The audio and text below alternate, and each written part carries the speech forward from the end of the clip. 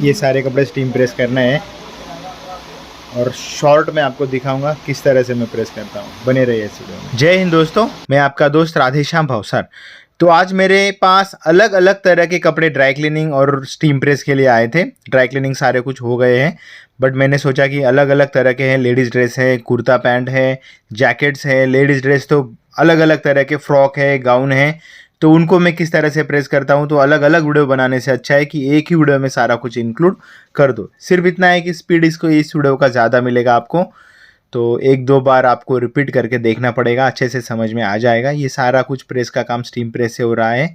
सबसे पहले मैंने ब्लाउज़ कर लिए, उसके बाद में कुछ फैंसी कुर्ते थे, शेरवानी सूट था तो वो कर लिया, उसके बाद में जैकेट भी थे, और लेडीज़ सूट्स जो थे ना वो अलग अलग टाइप के सूट्स थे। तो वो ये वीडियो आप पूरी देखिए दोस्तों, और इस वीडियो को ज़्यादा से ज़्यादा लाइक कीजिए। आपको थोड़ी सी भी अगर इस वीडियो ने हेल्प की ना आपकी, तो इस वीडियो को ज़्यादा से ज़्यादा लाइक कीजिए। नए हो तो चैनल को सब्सक्राइब कीजिए। फेसबुक और इंस्टाग्राम पे भी हमें फॉलो कीजिए। जय हिंद, वंदे मातरम, जय श्री राम। धन्यवाद दोस्तों, इस वीडियो को पूरा देखिए। धन्यवाद।